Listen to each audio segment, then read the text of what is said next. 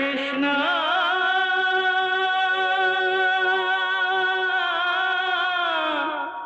कृष्णा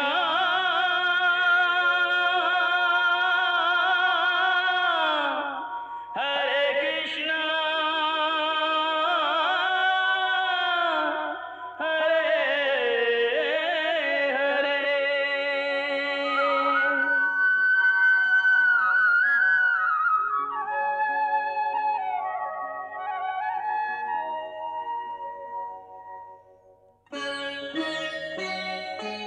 सच्चिदानन्दरूपाय विश्वोत्पत्त्यादिहेतवे तापत्रयविनाशाय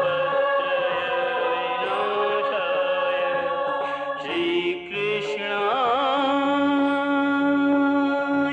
वयं नमः।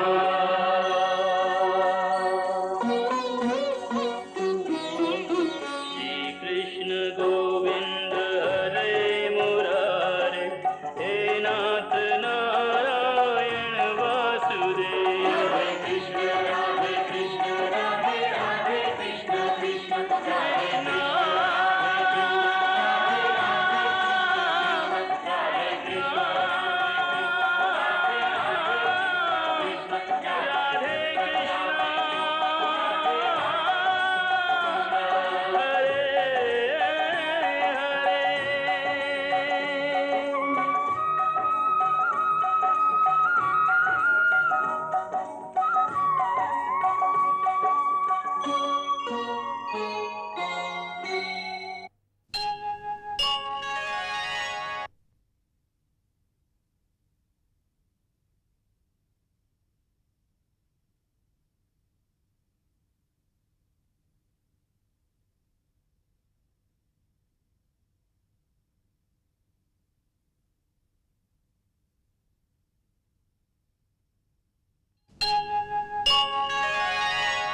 भगवान श्री कृष्ण अपने कर्तव्य से कभी विचलित नहीं हुए। उनके कथनानुसार जो मनुष्य का कर्तव्य है वही मनुष्य का धर्म है। उनका कहना है कि जब इंसान ये तय कर ले कि एक हालत में उसका क्या कर्तव्य है, क्या धर्म है, फिर उस कर्तव्य का, उस धर्म का पालन आसक्ति रहित होकर करे। फिर किसी भावना, किसी आसक्ति, किसी संशय को कर्तव्य पालन के बीच में ना आने दे। न ये सोचे कि सफलता मिलेगी कि नहीं, न किसी भावना, किसी रिश्ते नाते की कमजोरी को मन में आने दे। उसी को भगवान योग भी कहते हैं। उन्होंने गीता के दूसरे अध्याय में वो महत्वपूर्ण श्लोक कहा है कि कर्मण्येवाधिकारस्ते मा फलेषु कदाचन। कर्मण्येवाधिकारस्ते मा फलेषु कदाचन मा कर्म फल हेतुर्भूर्मा ते संगोस्त कर्मणि। उसी श्लोक के बाद जो दूसरा श्लोक है उसमें वो कहते हैं कि योगस्त कुरु कर्माणि संगं त्यक्त्वा धनंजय सिद्ध असिद्ध्यो समो भूत्वा समत्व योग उच्यते। दूसरे ही श्लोक में उन्होंने कहा है कि आसक्ति को त्याग कर और जीत हो या हार उसमें सम बुद्धि रखकर कर्म करो तो उसी को योग कहते हैं। यही अनासक्ति योग की जो शिक्षा श्री कृष्ण ने अर्जुन को दी, उसी का उदाहरण उन्होंने अपने जीवन में कदम कदम पर प्रस्तुत किया। अपने हर कर्तव्य को इस प्रकार निभाया जो हर युग में प्राणियों का आदर्श रहेगा। अर्जुन को वो सखा मानते थे, इसीलिए अर्जुन के लिए वो कुछ भी करने को तैयार हो जाते थे। फिर भी जब उन्होंने एक बार देखा कि अर्जुन को अहंकार हो गया है, अभिमान हो गया है, तो उसको अपने अहंकार और अभिमान से मुक्ति दिलाने के लिए उन्होंने एक बड़ा कांड किया।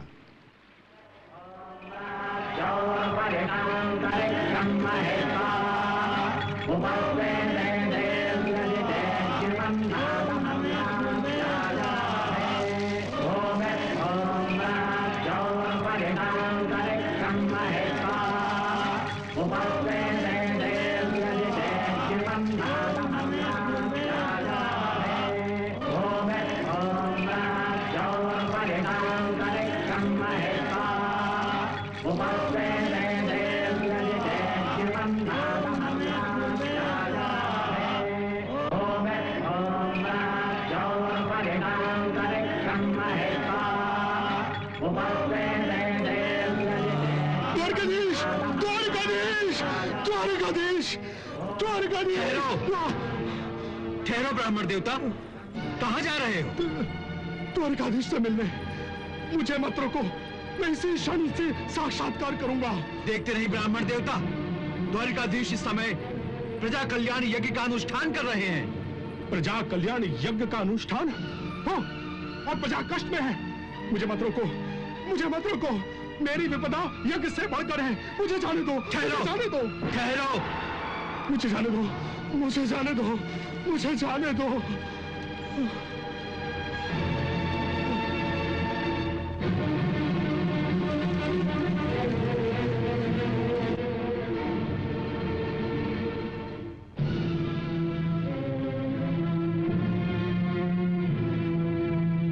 कल्याण यज्ञ में आपका स्वागत है ब्राह्मण देव। स्वागत तो उसका होता है जो निश्चिंत हो। मैं विपत्ति का मारा हुआ द्वारिका का एक ब्राह्मण हूँ। मेरी रक्षा करो द्वारिकाधीश, मेरी रक्षा करो। पहले आप शांत हो जाएं ब्राह्मण देव। शांत कैसे हो द्वारिकापति? अपने नवजात पुत्रों की अकाल मृत्यु की पीड़ा का दाह लेकर मैं आपके पास आया हूँ। मुझे शांति कैसे मिल सकती है? अकाल मृत्यु? हाँ द्वारिकाधीश, हाँ। यमराज ने मेरे 3 पुत्रों को धरती का स्पर्श करते ही निगल लिया। अब तो मुझे ऐसा लगता है कि इस द्वारिकापुरी में कोई धनुषधारी क्षत्रिय नहीं बचा है जो हम ब्राह्मणों की रक्षा कर सके। ऐसा कैसे हो सकता है ब्राह्मण देव? ऐसा हो चुका है द्वारिकाधीश। आपके राज्य में माता पिता के जीवित रहते हुए उनके पुत्रों के प्राण हरण हो चुके हैं और आप इस यज्ञ में आहुति देकर धर्म पालन का नाटक कर रहे हैं। अब तो मुझे पूरा विश्वास हो गया है कि ब्राह्मण द्रोही, धूर्त, कृपण और विषय वासना में लिपटे हुए राजवंश के कर्म फल के कारण ही मुझे पुत्र शोक का दंड मिला है।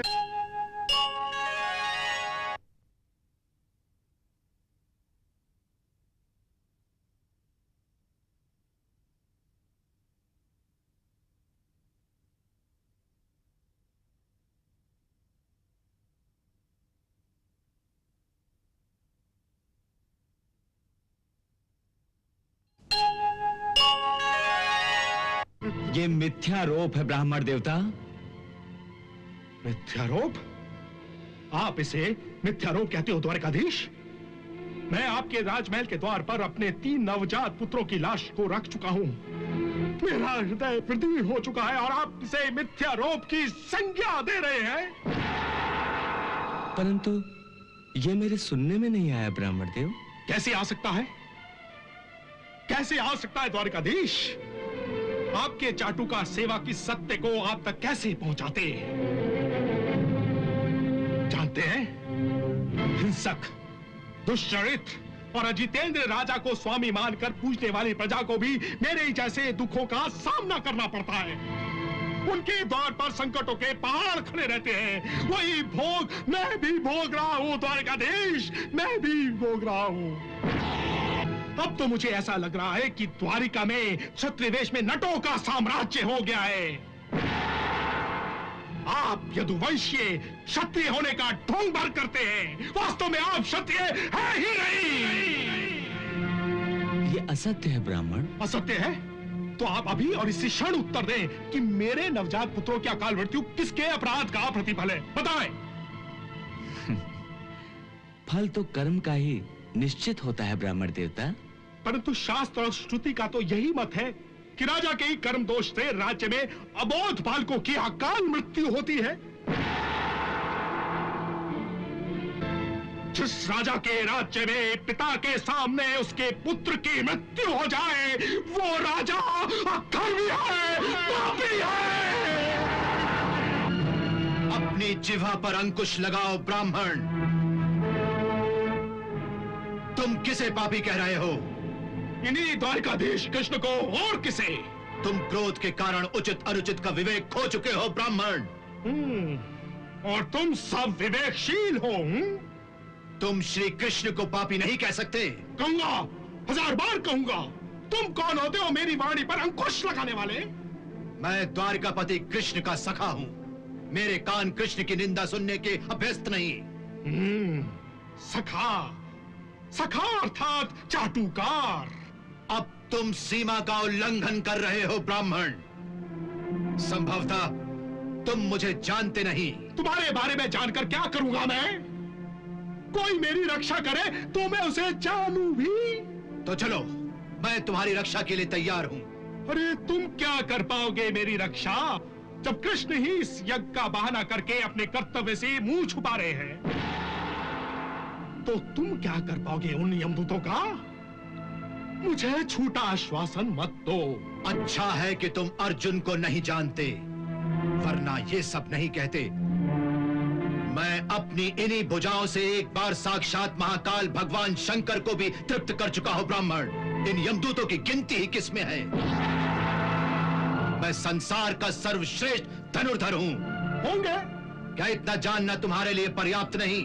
अरे बातें करने वाले तो बहुत होते हैं अर्जुन। कोई कार्य सिद्ध कर सके तो मैं उसे जानूं भी। मैं तुम्हारी संतान की रक्षा के लिए वचनबद्ध होता हूं ब्राह्मण। मैं करूंगा तुम्हारी सुरक्षा। और यदि ऐसा ना हुआ, तुम मेरे पुत्रों की रक्षा ना कर सके, तो फिर क्या करोगे? तो मैं कुंती पुत्र अर्जुन इस यज्ञ की अग्नि को साक्षी मानकर प्रतिज्ञा करता हूं।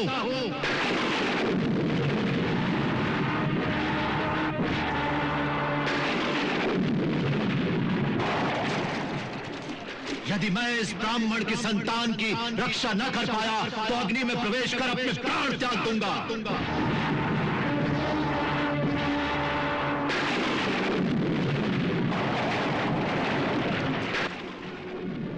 काल को अपने ही गणित से चलने दो पार्थ। नहीं मधुसूदन, नहीं। मैं अपने सामने आपकी निंदा नहीं सुन सकता। हाँ, अपने प्राण अवश्य दे सकता हूं।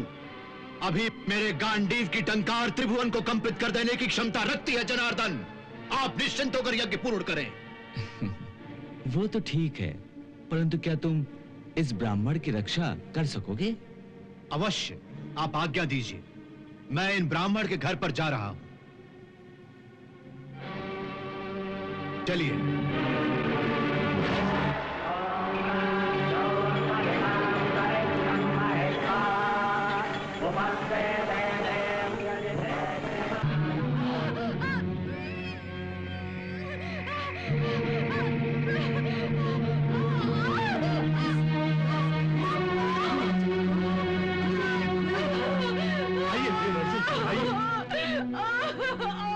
तो यही है आपका घर ब्राह्मण देव? हाँ गांडीवधारी अर्जुन।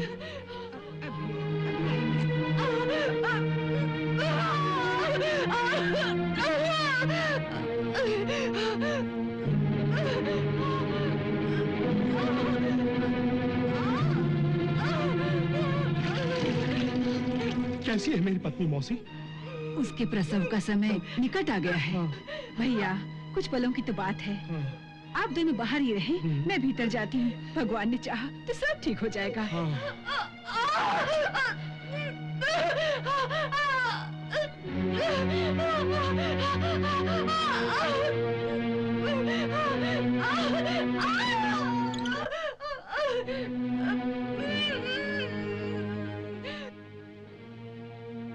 हे गांडीवधारी अर्जुन, मेरी आपसे विनती है कि आप अपनी शक्ति और सामर्थ्य से मेरे संतान की रक्षा कीजिए। निश्चिंत हो जाओ ब्राह्मण देवता, कोई चिंता न करो। हिम्मत से काम लो बेटी, हिम्मत से काम लो।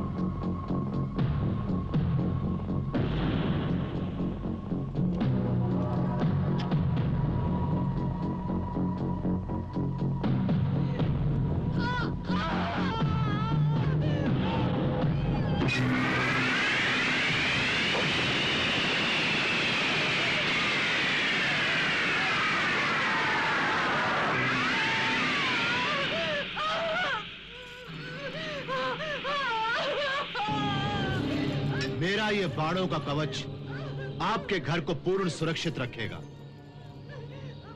ये दिव्यास्त्रों का कवच है जिसे भेद कर कोई शक्ति आपकी पत्नी के प्रसूति गृह तक नहीं जा सकती है।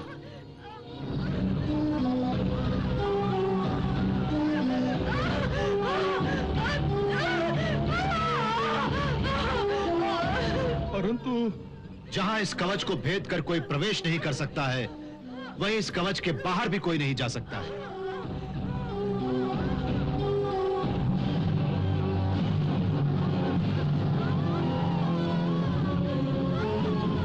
कुछ पलों की बात है।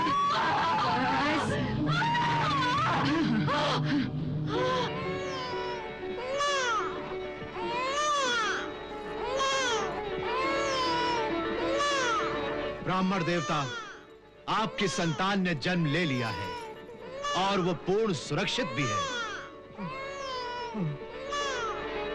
मैंने कहा था ना कि मैं आपकी संतान की रक्षा करूंगा। मैंने आपकी रक्षा की है ब्राह्मण देव। जाओ ब्राह्मण देव, अपनी संतान के दर्शन तो कर लो।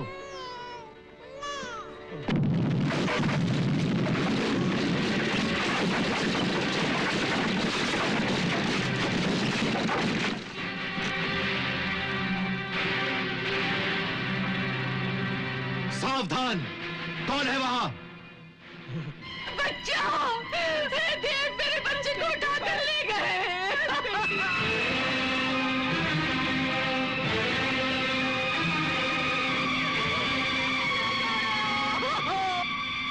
मेरा बच्चा!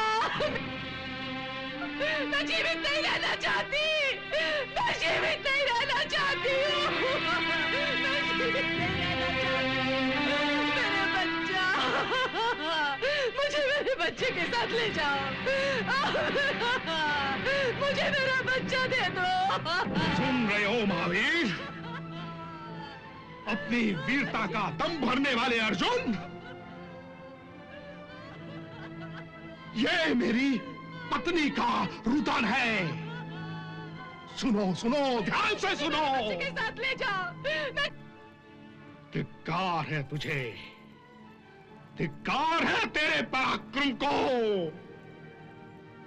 तू पापी है, तेरा कृष्ण भी पापी है। ये द्वारिका पाप का एक कुंभ है, महाकुंभ है। यहाँ किसी का कल्याण नहीं हो सकता।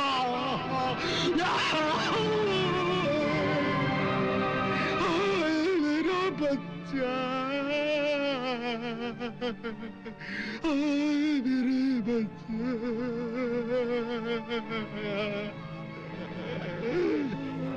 आप मेरा विश्वास कीजिए, मैं आपके पुत्र को निश्चय ही लौटा कर लाऊंगा। फिर वही अहंकार, अरे जिसे प्रारब्ध ने मुझसे छीन लिया। तेरे सामने ही मेरा बच्चा चला गया और तू मुझसे कह रहा है कि तू मेरा बच्चा वापस ला कर देगा। अरे मुझे मूर्ख क्यों बना रहा है तू?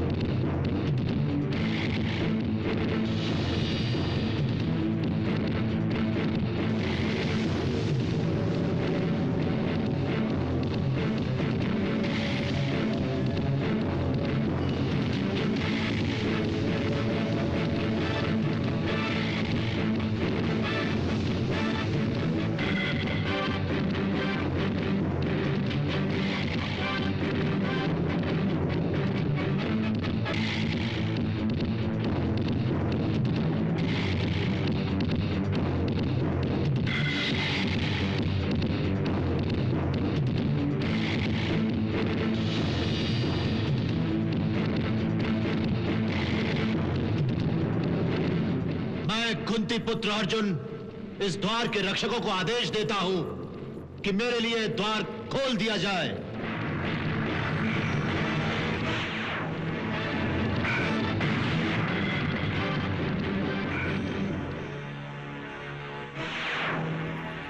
हे मानव, ये संयमनीपुरी का द्वार है। यहां यमराज का शासन है। ये स्थान मृत्युलोक के प्राणियों के लिए वर्जित है। यहां कोई सदैव प्रवेश नहीं कर सकता। तुम्हारा अभी इस द्वार में प्रवेश करने का समय नहीं आया है, इसलिए तुम वहीं लौट जाओ जहां से आए हो। परंतु मैं वैष्णवी विद्या का स्नातक हूं और उसी विद्या के सहारे मैं यहां तक आया हूं। तुम्हें मेरे लिए द्वार खोलना ही पड़ेगा। संयमनीपुरी के द्वार यमराज की आज्ञा के बिना नहीं खुलते, इसलिए तुम वहीं लौट जाओ जहां से आए हो। मैं उस ब्राह्मण पुत्र को वापस लिए बिना नहीं जा सकता जिसे मैंने आकाश में उड़ते हुए देखा था। द्वार खोल दो। हठ ना करो मानव, मैं फिर कह रहा हूं, जहां से आए हो वहीं लौट जाओ। ये द्वार नहीं खुलेंगे, नहीं खुलेंगे ये द्वार।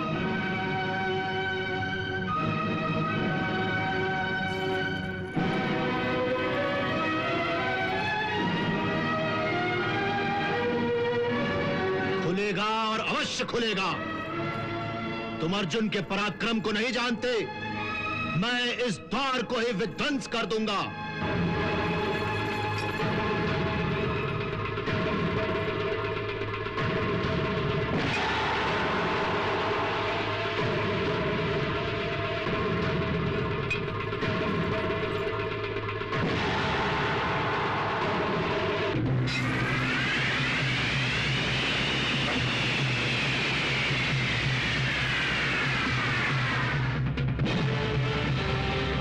मैं विवश हो गया हूं ब्रह्मास्त्र चलाने पर।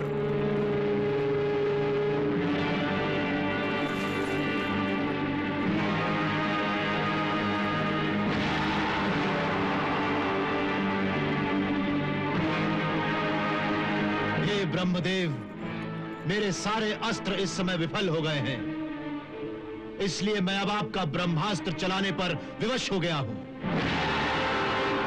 जानता हूं कि इस ब्रह्मास्त्र के छूटते ही आपकी बनाई हुई कई धरतियों और कई लोगों का विनाश हो जाएगा।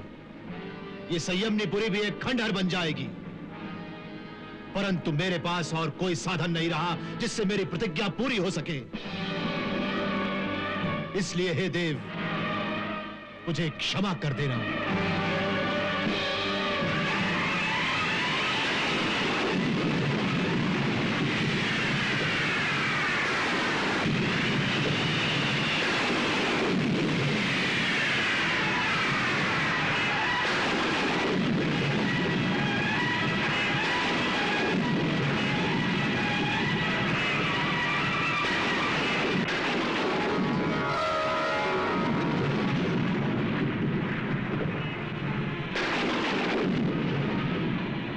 ठहरो अर्जुन।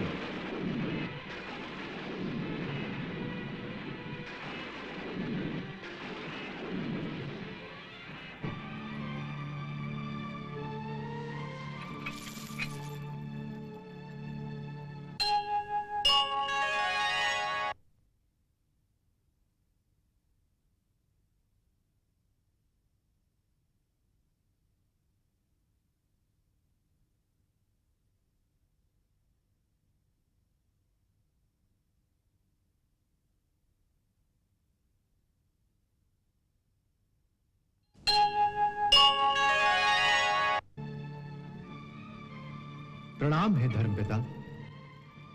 तुम्हारा कल्याण हो वत्स। परंतु ये क्या करने जा रहे थे? ब्रह्मा की सृष्टि का विनाश किस लिए? एक ब्राह्मण बालक के लिए? हे धर्मपिता, यह केवल एक ब्राह्मण बालक का प्रश्न नहीं है, यह मेरी प्रतिज्ञा का प्रश्न है। और अपनी प्रतिज्ञा की पूर्ति के लिए जो भी बाधा मेरे रास्ते में आए उसे मिटा देना मेरा धर्म है। धर्म की बात करते हो तो ये क्यों भूल गए कि किसी एक धर्म का पालन करने के लिए उससे भी बड़े धर्म का बलिदान नहीं किया जाता। उससे भी बड़ा धर्म? हां, किसी भी मानव को ब्रह्मास्त्र समस्त लोगों के कल्याण और धर्म की स्थापना के लिए प्रदान किया जाता है। इस प्रकार अपने स्वार्थ के लिए, सृष्टि का विनाश करने के लिए नहीं। मेरे स्वार्थ के लिए? निश्चय ही। इस समय तुम केवल अपने एक छोटे से स्वार्थ के लिए उस महाविनाशक शक्ति का प्रयोग करने जा रहे थे। तुम्हारा स्वार्थ है तुम्हारी प्रतिज्ञा, और उस प्रतिज्ञा को पूरी न करने की कीमत है तुम्हारे जीवन की आहुति। इसका अर्थ है कि केवल अपना एक जीवन बचाने के लिए तुम कई सृष्टियों में हाहाकार मचा देना चाहते थे। क्या इसे धर्म पालन कहते हैं? जहां दो धर्म टकराएं, वहां वही रास्ता अपनाओ जिससे बाकी संसार का कल्याण हो। इसलिए एक मृत बालक को जीवित करने की हट को छोड़ो और इस ब्रह्मास्त्र को अपने तुड़ीर में वापस रख दो। मैंने इसकी शक्ति वापस ले ली है। अब ये तुम्हारे काम नहीं आएगा। इसका अर्थ यह है कि इस अवस्था में मेरी सहायता कोई देवता नहीं कर सकता? जो देवताओं के भी देवता हैं वो भगवान श्री कृष्ण इस समय धरती पर ही हैं। वही तुम्हारी सहायता कर सकते हैं।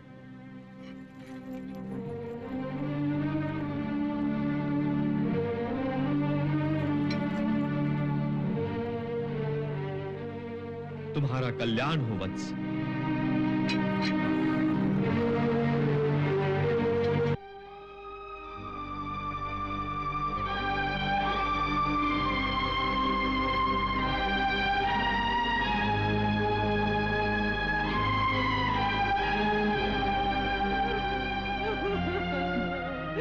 मेरे बच्चे।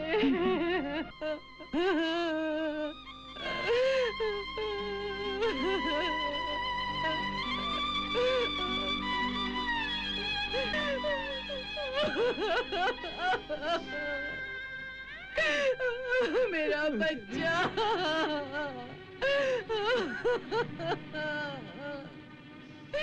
देखो देखो नगरजनों, देखो मेरी संतान की रक्षा करने वाले, साक्षात मृत्यु को जीतने वाले इस अर्जुन को देखो। इसके पराक्रम से भगवान महादेव शंकर भी प्रसन्न हुए थे।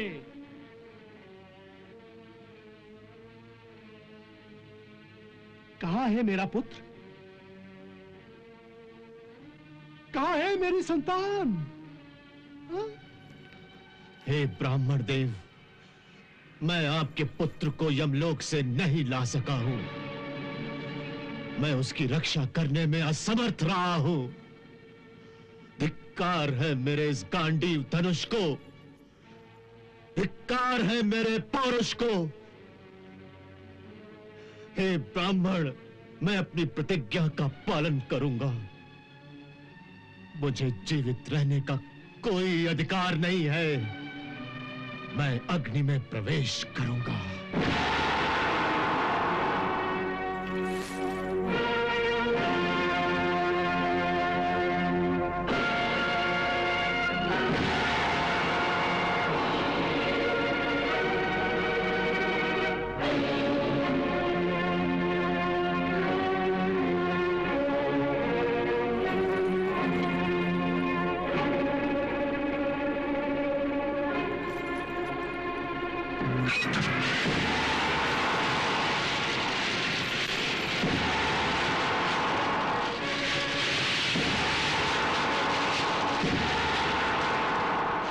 मैं कुंती पुत्र अर्जुन इस पृथ्वी के लोकपालों और दिक्पालों को साक्षी करके कहता हूं कि मैं इस ब्राह्मण दंपति के पुत्र के प्राणों की रक्षा नहीं कर सका। मैं अपनी प्रतिज्ञा पूरी न करने का अपराधी हूं। इसलिए आज मैं अपने पितरों की मान और मर्यादा की रक्षा के लिए स्वयं को इस अग्नि को समर्पित करता हूं।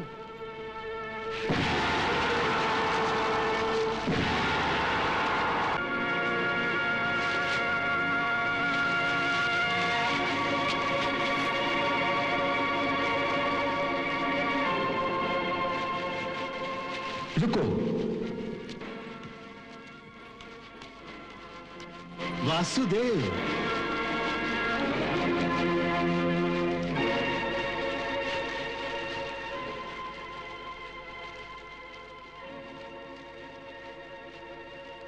मुझसे क्या कहकर जा रहे हो सखा अर्जुन? मैं अपने धर्म पालन में असफल रहा जनार्दन। मैं जानता था अर्जुन। तो फिर मुझे अब अपनी प्रतिज्ञा का पालन करने दीजिए मधुसूदन। तुम्हारी प्रतिज्ञा के पीछे क्या है तुम जानते हो पार्थ? क्या है जनार्दन? तुम्हारा ही मैं, तुम्हारा अहंकार, और कुछ भी नहीं। भला कोई काल को भी ललकारता है अर्जुन? परंतु मैं आपकी निंदा भी तो नहीं सहन कर सकता था। क्यों नहीं सहन कर सकते? निंदा ही तो परिष्कार की जननी होती है। निंदा करने वाले ही तो हमें शुद्ध आचरण करने की सीख देते हैं। कुछ भी हो मधुसूदन, कोई आपको पापी कहे, यह मुझे स्वीकार नहीं। संसार में पाप और पुण्य दोनों सापेक्ष होते हैं सखे। यहां न कुछ पाप है और न कुछ पुण्य, सब कुछ कर्म का ही प्रतिफल है। अब तो मैं केवल इतना जानता हूं कि मुझे अब इस संसार में जीवित रहने का कोई अधिकार नहीं। तुम्हारे प्राणों पर केवल तुम्हारा ही अधिकार नहीं है पार्थ, तुम्हारे सखा का भी है। इसलिए मैं, तुम्हारा सखा, तुम्हें इस प्रकार अपने कर्तव्य से भागने की अनुमति नहीं दे सकता। वो कायर होते हैं अर्जुन, जो अपने कर्तव्य को अधूरा छोड़कर मृत्यु के चरणों में शरण लेते हैं। परंतु मैं कर्तव्य से भागा नहीं कन्हैया, मैं कर्तव्य निभाने में असमर्थ हो गया हूं। असमर्थ? आदमी असमर्थ तो तभी होता है जब वो प्रयास करना छोड़ देता है। ये वीरों का काम नहीं। वीर तो अंतिम सांस तक प्रयास करना नहीं छोड़ता। परंतु जब सामने एक लोहे की दीवार हो जिससे सिर टकरा टकरा कर आदमी थक जाए, तो वो क्या करे? तो वो उस लोहे की दीवार से सर टकराता ही रहे। टकराता रहेगा तो मर जाएगा। उसी प्रकार मरना ही तो वीर की शान है। कर्तव्य पालन उसे कहते हैं कि लोहे की दीवार को टकरे मारता मारता ही मर जाए, क्योंकि संभव है कि उसकी अंतिम टक्कर से वो दीवार टूट जाए। तुम कहना क्या चाहते हो? मैंने पूरा प्रयास नहीं किया? बिल्कुल यही कहना चाहता हूं पार्थ, क्योंकि तुम यमलोक से वापस लौट आए। तुमने ये क्यों नहीं सोचा कि यमलोक से आगे और भी लोग हो सकते हैं? अर्थात? अर्थात ये कि आओ मेरे साथ, हम दोनों यमलोक से आगे जाकर उन बालकों को ढूंढेंगे।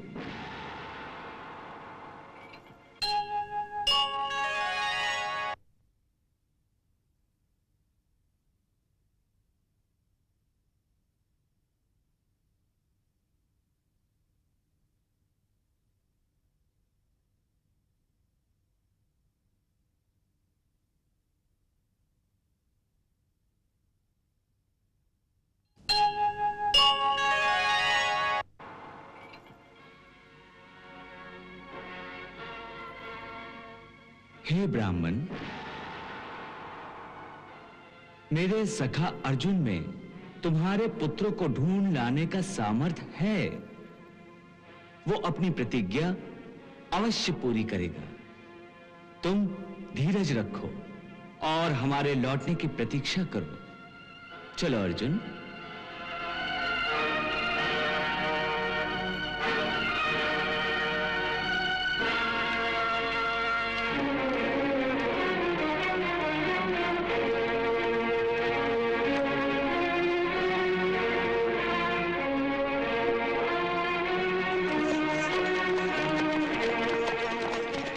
रुको दारूक।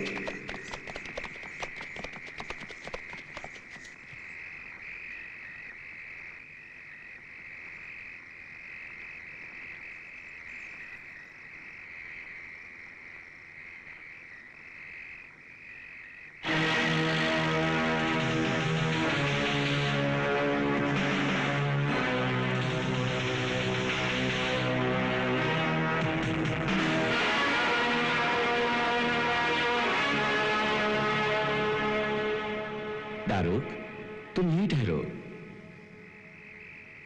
अर्जुन, यहां से तुम इस रथ के सारथी बनो। जो आज्ञा मधुसूदन।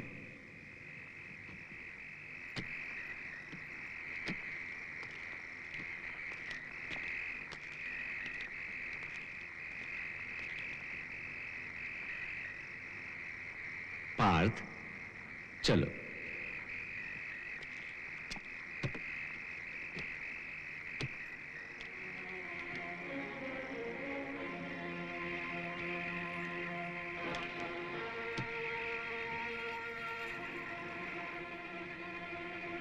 चलो रथ।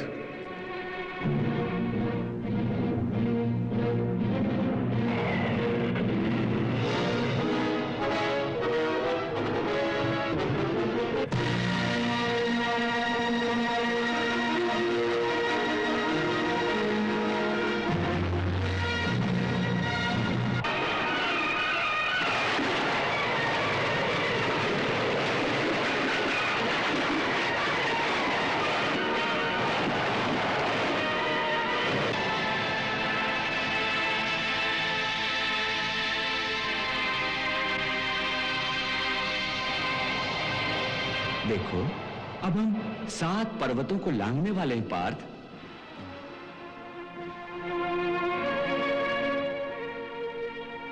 वासुदेव, आज जैसा निराश मैं पहले कभी नहीं हुआ था।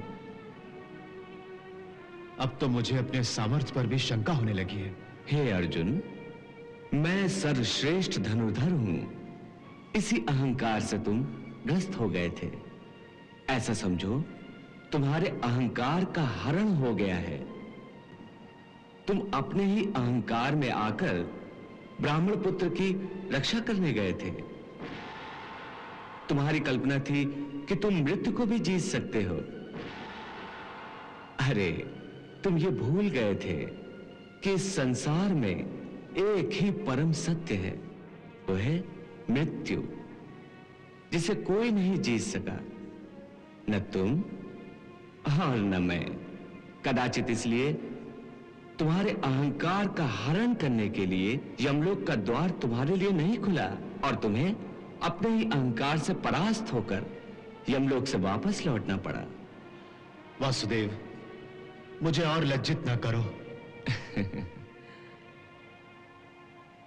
चलो पार्थ।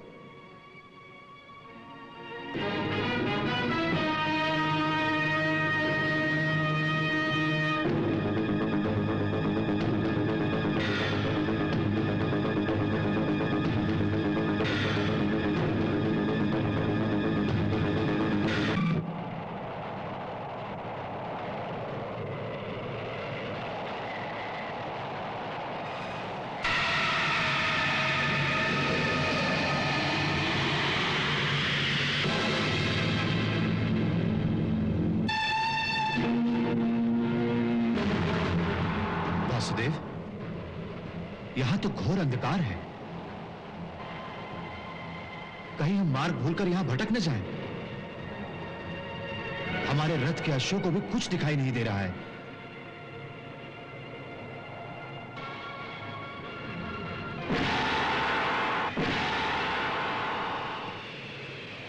जाओ सुदर्शन, अपने ज्योतिर्मय तेज से इस घनघोर अंधकार को भेद कर हमारा मार्ग प्रकाशित करो।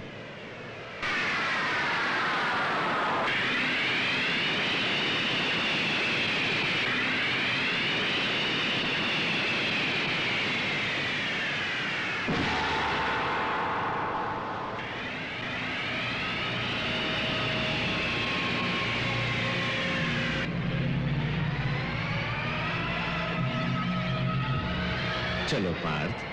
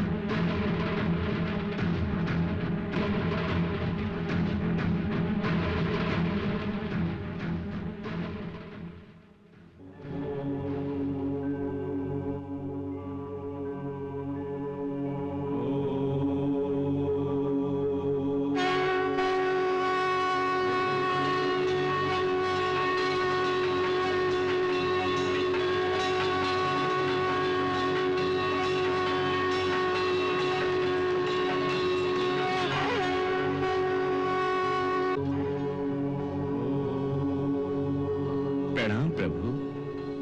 कहो वासुदेव श्री कृष्ण, कैसे आना हुआ? आपका दर्शन लाभ लेने और अपने सखा अर्जुन को कुछ बताना भी था। अर्जुन, श्री कृष्ण के साथ तुम्हें भी मेरा दर्शन हुआ है। मैंने ही तुम्हें यहां बुलाया है। तुम्हारे रथ को 4 अश्व खींच कर लाए हैं। ये सभी 4 दिशाओं के प्रतीक हैं। तुम्हारा रथ तुम्हारे मन का प्रतीक है। मन पर जब अंकुश नहीं रहता तो इन्हीं चारों दिशाओं में भटक जाता है। और जब मन को श्री कृष्ण जैसा रथी मिल जाए, अर्थात अंकुश मिल जाए, तो वो अपने आप वश में हो जाता है। तुमने 7 पर्वत पार किए थे। ये मनुष्य जन्मों के प्रतीक हैं। 7 जन्मों में भी मानव बिना श्री कृष्ण की कृपा के भवसागर से मुक्त नहीं हो पाता। परंतु जो श्री कृष्ण का हाथ पकड़ लेता है वो तो क्षण मात्र में ही मुक्त हो जाता है। हे अर्जुन, तुम अंधकार से भरी काल रात्रि से होकर आए हो। यह अंधकार तुम्हारे ही अहंकार का प्रतीक था। भवसागर पार करते करते तुम ये सोच रहे थे कि विश्व का सर्वश्रेष्ठ धनुर्धर होने के बाद भी तुम यम का द्वार न खुलवा सके। यह अंधकार मेरी ही महामाया का प्रतीक है। यही सब कुछ जन्म लेता है और इसी में सब कुछ नष्ट हो जाता है।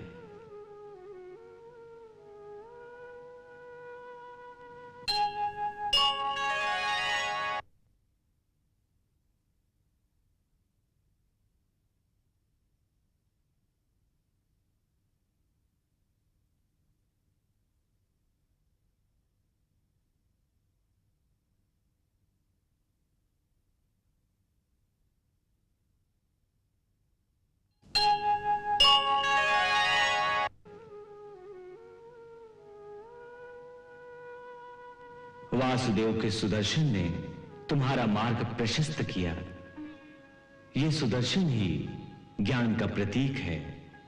तुम्हें ज्ञान मिल गया है पार्थ। हे पार्थ, जैसे ही तुम्हारे अहंकार का लोप हुआ, क्षण भर में ही तुम्हें मेरे दर्शन मिल गए।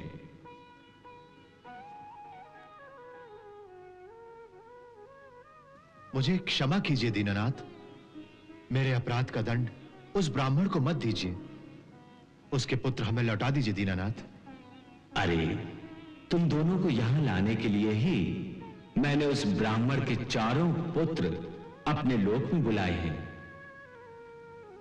चिंता न करो, तुम दोनों मेरी ही कलाओं के साथ पृथ्वी पर गए हो। तुमसे ही पृथ्वी पर धर्म की स्थापना होगी, आसुरी शक्तियों का विनाश होगा। जाओ और लोक मंगल करते हुए धर्म का आचरण करो। तुम दोनों ऋषिवर नर और नारायण हो।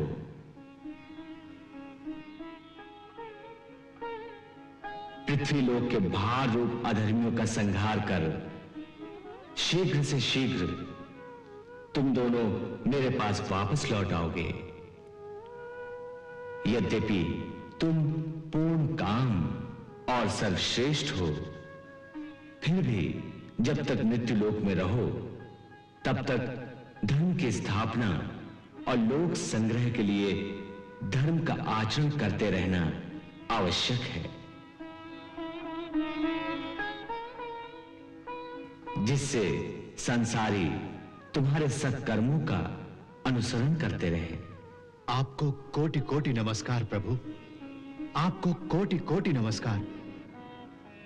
लो, हम तुम्हें ब्राह्मण के सारे पुत्र वापस लौटा देते हैं।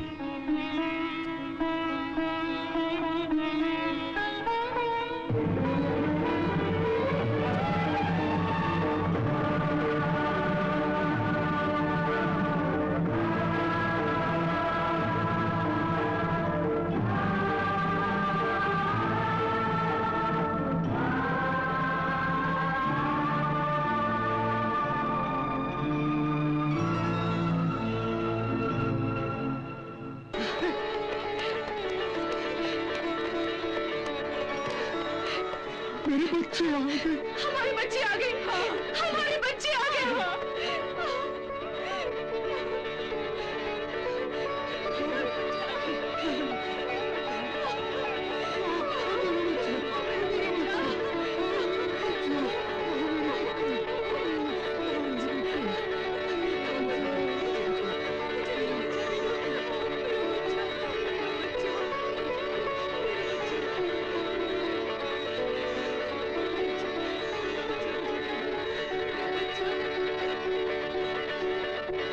मैं नहीं जानता कि तुम कौन हो, कहां से आए हो,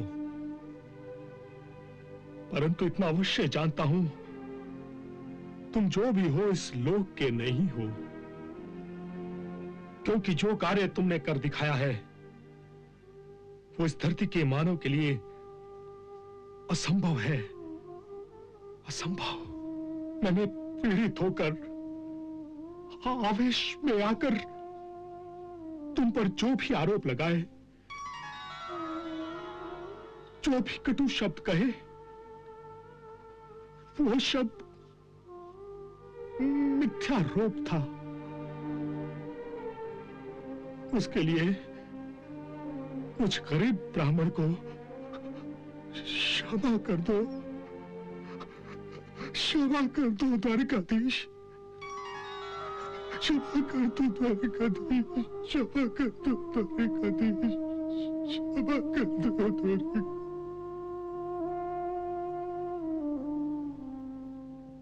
कृष्णा